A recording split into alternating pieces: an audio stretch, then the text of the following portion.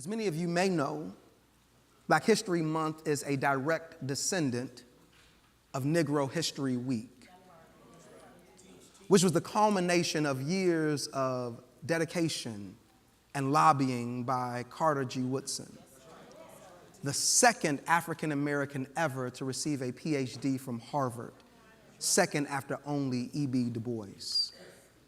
Being born only 10 years after the abolition of slavery, Woodson recognized and knew that his goal was to shift some things, and he had the belief that those who have no record of what their forebears have accomplished lose the inspiration for what comes with teaching of biography and history.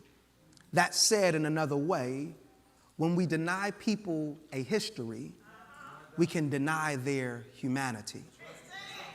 So the week started in February, the second week, connecting to two figures important to the abolition of slavery.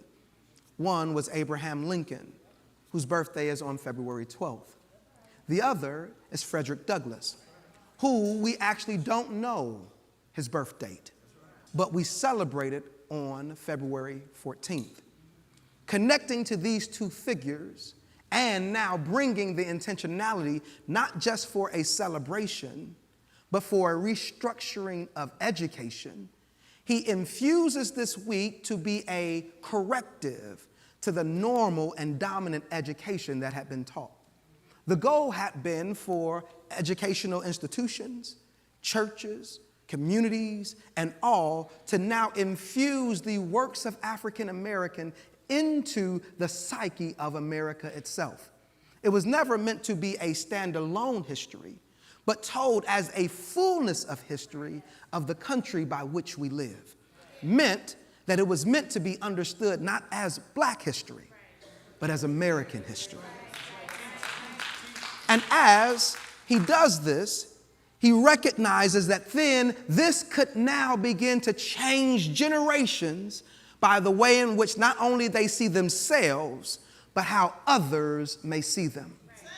Some 50 years later, in 1976, they expand this week to encompass an entire month. We are the descendants of this, and this is the 100th anniversary of Negro History Week and 50th anniversary of Black History Month. And as we hold to this, amen, that's a proper place to acknowledge. And as we hold to this, I think that we should enter today's sermon in similar fashion and inspiration by telling the stories and the history of our people so that we can better be reminded of what's really American history.